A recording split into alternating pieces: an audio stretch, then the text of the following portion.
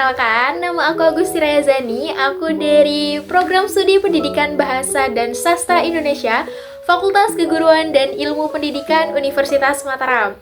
Baik, di video kali ini aku ada tugas dari mata kuliah Keterampilan Membaca untuk meresensi buku. Dan di sini aku ingin meresensi buku novel genre romance. Apa itu? Ini dia. Novel 00 dan 01. Mungkin kalian yang sering baca Wattpad, kalian pasti tahu ataupun berseliweran di sana karena ini tuh novelnya itu sangatlah booming pada masanya. Ini tuh novel diterbitkan pada tahun 2021 oleh Loveable. Ini karya dari Amelia Valencia. Oke, sedikit tentang Amelia Valencia.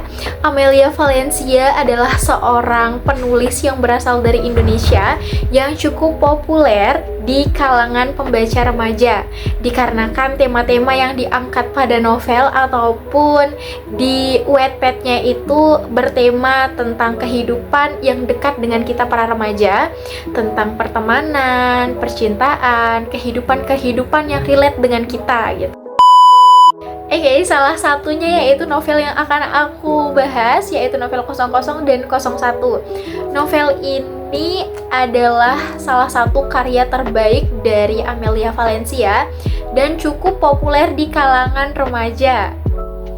Novel ini 00 menceritakan tentang kisah seorang gadis remaja masih SMA, namanya Lengkara Putri Langit, bisa dipanggil Kara oleh teman-temannya. Dikisahkan di sini Lengkara menjalani perubahan dalam hidupnya yang sangat besar dikarenakan papanya menikah dengan seorang janda anak satu. Janda itu namanya Sonya dan anaknya bernama Nilam. Nah, setelah kedatangan Sonya dan Nilam ini, semua di hidup Kara itu berubah. Nilam mengambil kasih sayang dari papanya, ibu kandung Kara, kakaknya Kara, teman-temannya Kara, bahkan dia mengambil pacarnya Kara. Semuanya diambil dari dia. Dan Lengkara dipaksa oleh papanya untuk selalu mendapatkan nilai yang sempurna, selalu mendapatkan nilai yang 100. Walaupun Kara mendapatkan nilai yang 100 dan mengikuti olimpiade yang begitu banyak di sekolahnya, papanya tidak pernah puas dengan semua itu.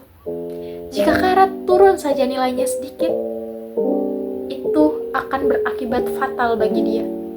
Dia akan ditampar, ditendang, dilemparin kaca. Itu yang dilakukan kepada Kara oleh papanya. Dan ya, di sini aku akan nge-spill chat. Pertama, ini novel ini awalnya aja sudah sedih banget.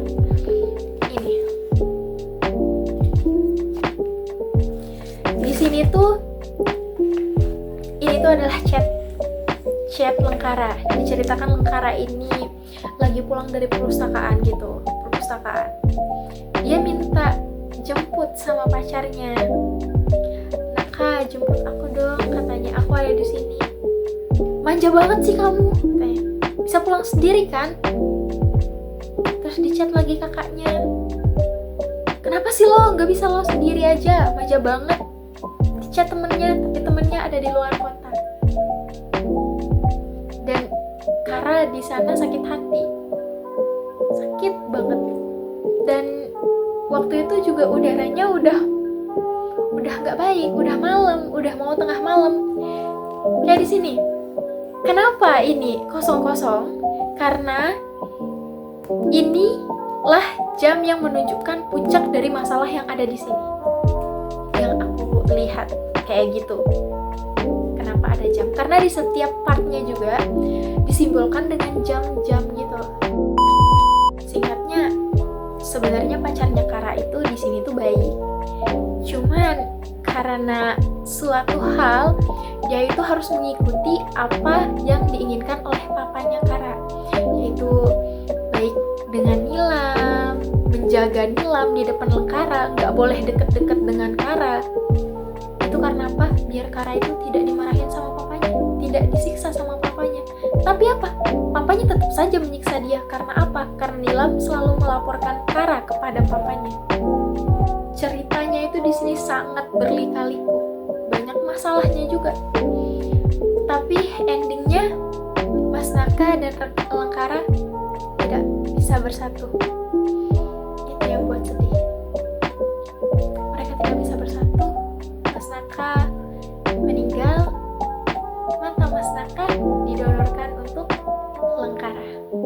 Dan ya, buku ini menceritakan tentang Kara dan Uta.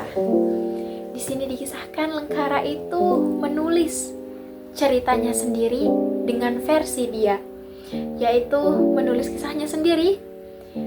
Yang di sini set ending, dia menulis ceritanya dengan happy ending. Dia bersatu dengan Mas Naka Restu Putra. Kita masuk ke kelebihan dan kekurangan pada novel ini. Menurut aku kekurangannya yaitu novel ini terlalu dramatis. Terlalu dramatis dan seakan-akan ini tuh dilebih-lebihkan dan tidak terlalu relate dengan kehidupan gitu. Dan juga dia itu lebih cenderung ke tokoh utamanya. Lebih ke tokoh utama terus, sedangkan tokoh pendukungnya hanya lewat-lewat saja. Dan alur ceritanya itu terlalu terburu-buru, tidak serinci-rinci banget gitu. Jadi habis masalah ini datang masalah lagi. Jadi diselesaikannya itu terlalu cepat dan terburu-buru. Dan ya, yang terakhir yaitu aku ngerasanya tokoh antagonisnya itu selalu tentang yang jahat-jahat, dan jahatnya itu kayak tanpa sebab gitu loh. Ada beberapa yang tanpa sebab, dan juga alur ceritanya itu ada yang kayak diulang-ulang gitu. Oke, kelebihan dari novel ini yaitu bahasanya yang mudah dipahami oleh pembaca. Bahasanya itu sederhana, seperti bahasa kita sehari-hari. Jadi kita itu sebagai pembaca mudah untuk memahaminya, nggak sulit memikirkan ini maksudnya apa loh gitu. Jadi langsung bisa tergambar di kepala kita saat kita membacanya. Dan temanya yang sangat relevan.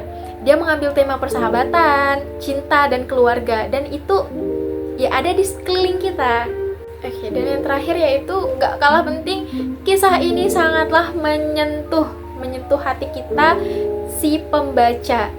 Aku aja baca novel ini sampai nangis, kayak nyentuh banget. Ya Allah, kalau aku ada di posisi dia itu aku nggak bakalan kuat gitu.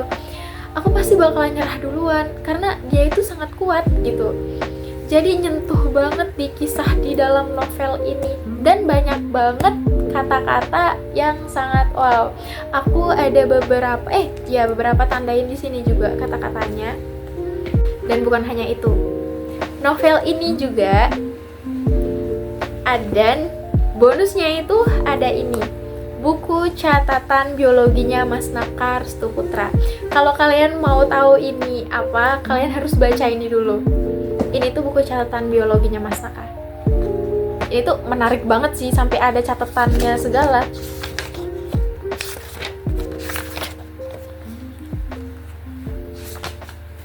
Banyak sekali. Dan yang terakhir ada voice note-nya Mas Naka Restu Putra, dan dia ngasih ini, dititip ke ibunya, dikasih ke Kara pas dia sudah nggak ada. Baik, sekian video dari aku.